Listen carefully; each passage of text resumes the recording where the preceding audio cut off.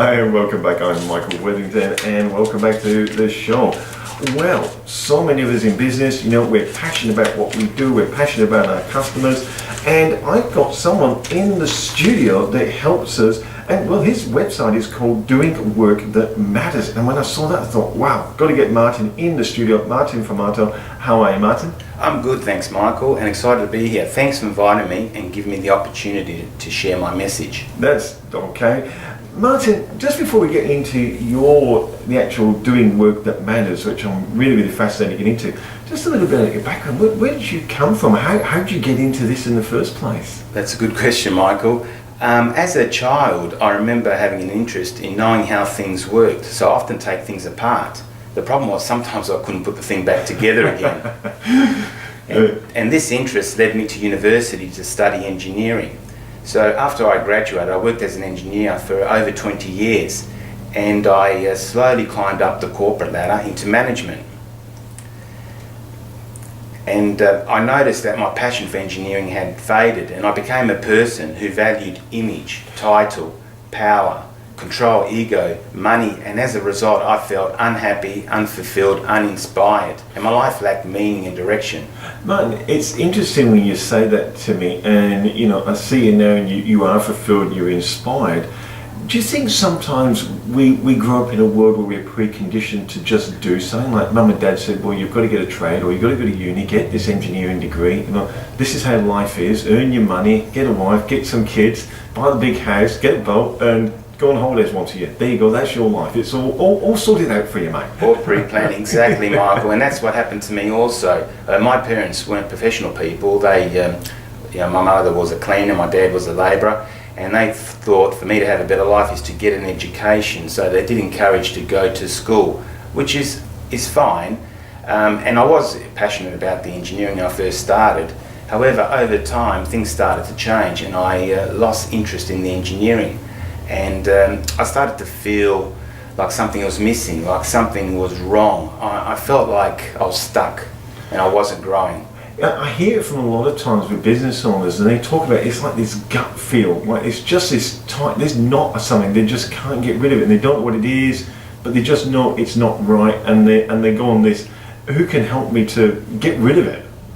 Yeah. Was that happening for you? You're just stuck in this place and just going, for goodness sake, what do I need? And is that what caused you then to go out and start looking at different avenues and what was available? Yes, exactly. That's what I felt. I felt stressed. I felt frustrated. I used to go home and reach for a beer in the fridge to try and change my state. And I'm sure there's a few people that do that today. And also I used to sit in front of the television and watch the news and feed my mind with negativity. And I just felt I couldn't go on like this. Something had to change, and what I found was that pain is a great motivator, much better than pleasure. How many people do we find, and look, I'll hold my hand up because I've been on this journey myself, we come to work and then we just go home to rest and just veg out and just let the mind not do anything, so I'm prepared to go back to work again the next day, and then you wake up one morning going, why am I doing this? I'm gonna come home and actually enjoy my life. Yes, that's right. It's important to have meaning in your life. So what I did, because I wasn't feeling too well or good about myself, I did some introspection, and I realised that I always had a passion for personal development and helping people. And I felt that if I wasn't making someone else's life better, I was wasting my time.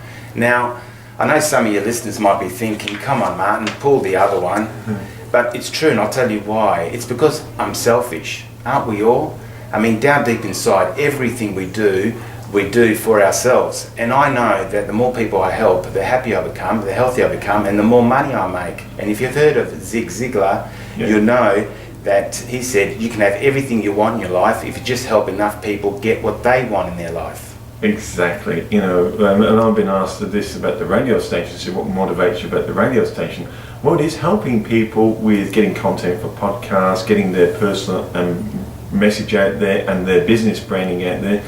But of course I get fulfilled as well, because I love sitting across the table with people like yourselves and discovering people's journeys. I go home and go, oh, I met Martin today, you want to hear this? He was an engineer and now he does this, and he helps people become more fulfilled, and people go, an engineer doing that. That doesn't seem to gel. Do you Yes, get that yeah, that's what sometimes? I've heard from a few people. But you're spot on. I mean, you must love your job here, because you're meeting different people, you're learning different things, and the same for me with the life coaching. So what happened is my passion for learning about people started to grow. I wanted to understand how people worked, what drove them, what made them successful. So what I did is I checked with Dr. Google, and I realised that there's an industry called life coaching. And I ended up signing up for a course with the Life Coaching Institute of Australia. I became a certified life coach. Now, that's just for our listeners that they may have heard of business coaches, and sports coaches, and we hear coaches all over. What is particular about a life coach? What do they actually bring to the table? What makes them special? Yeah, well, life coach is more general coaching. Like, I coach people in 4 areas of life. Generally, it's your self-image, your health, your relationships, or your money situation. But lately, I've been specialising in helping people find and do work that they love.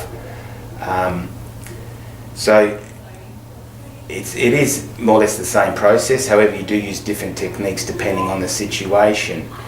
So is this really helping people become who they really want to become and get that fulfillment from within themselves? Yes, what I've found is there's different areas to your life. However, we do spend a lot of our time at work. So I think to have an extraordinary life, you've got to have an extraordinary work. And that's why I try and get people to do work that they are passionate about, and I feel that actually helps solve the other areas of your life in terms of your health, your relationships, and your money situation. Well, it certainly makes sense. I mean, all the time, we hear a lot of the time, you better get out and just enjoy your life, just got to work in the money but come home. What you're saying is, hold on, both are really, really important. If you can have a great time at work and a great time at home, your life's fantastic. That's right. And if you are happy with your work, like you said, you're going to go home happy, and you're going to have better relationships with your partner, your children. You're going to be nicer to people. The world's just going to be a different place if everyone loved the work that they do. Do you find when you start working with people, because obviously people will be listening going, well, where do I start? And we'll get to that in a moment. But when you start working for them, do you find that it's just preconceived blocks and it's your job to start just to open them up and so they can look at it from a different perspective? Exactly, that's spot on. That's what coaching is all about. My role is twofold. One is to create awareness, because people just aren't aware sometimes. They're deep in the forest and not aware where they are and where they're going. So I help them get clear on that. And also the second part is responsibility. I hold people accountable and help them to achieve their goals. Now, one thing I learned in coaching is that success leaves clues. Do you know, Michael, what the biggest difference is between a successful person and an unsuccessful person? Well, I would say having clear goals, but probably asking really good questions. Yes, both of those. Now, a successful person has an open mind, whereas an unsuccessful person has a closed mind. And you can easily pick the unsuccessful person in the room, because they'll be the one sitting there with their legs crossed, arms folded, thinking, what the hell is this joker going to teach me that I don't already know? And from what I can see here today in the studio, we've only got successful people. Well, it is interesting, I come across people all the time that will say, well, you can't do that, you can't do this, and I'm going, but you know what? There's someone in the world today that's actually doing it, so Exactly. it's not true. They say, well, the economy is tough, this is tough. There are more millionaires, and you'd know this, there's more millionaires caused in a recession or created a recession than any other time. Why? Because as you say, that open mindset, and the recession caused a lot of us to contract. Open-minded and successful people are always looking at expansion, say new worlds, new opportunities. And I'm always a big thing that if everything is changes are constant, we hear that all the time. Well, if everything's changing, then there must be new opportunities all the time, surely. Yes, exactly. There is opportunities, and like you said before, there are people doing well in an industry that you're interested in. You just got to go and find those role models and model what they're doing. And if they can do it, you can do it, because we're all more or less the same. It all comes down to being clear on what you want and overcoming your obstacles and challenges. You're really passionate. What I'd like to know is your new website that you've created. You've been doing this for a while now, but doing work that matters. What does that mean to you, and what do you hope that people listening go, that's what it means to them? What is it all about? Yeah, it's all about basically being yourself, finding your passion and giving it to the world.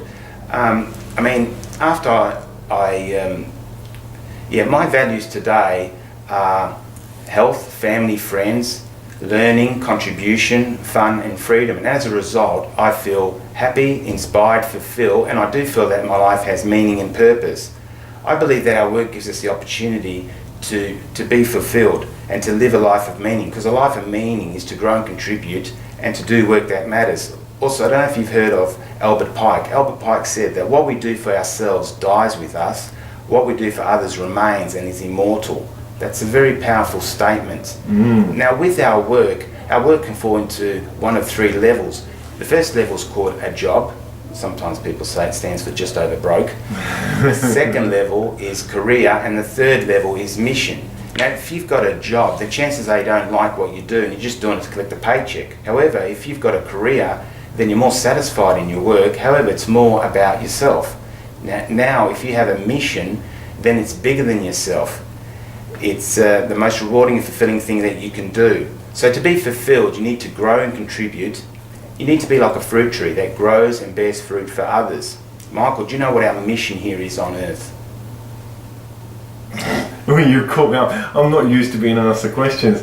Well, our mission here on earth is to find our true purpose and fulfill it. That's right. Our mission is so simple. You're going to kick yourself when you hear it. Our mission is just to become ourselves. Now, there was a lady by the name of Bronnie Ware. I don't know if you heard of her. She's an Australian palliative care nurse, and she found that the top regret of the dying was not living a life true to yourself and instead living a life that others expected of you. So I believe that the best way to live a life that's true to yourself is to find your passion, develop it and give it to the world. And that's my message. Find your passion, develop it and give it to the world. I think that's absolutely sensational. I am conscious of your time, Martin, but find your passion and give it to the world. I don't think you could have summed it up better, but we must get you back because you've got so much more to talk about.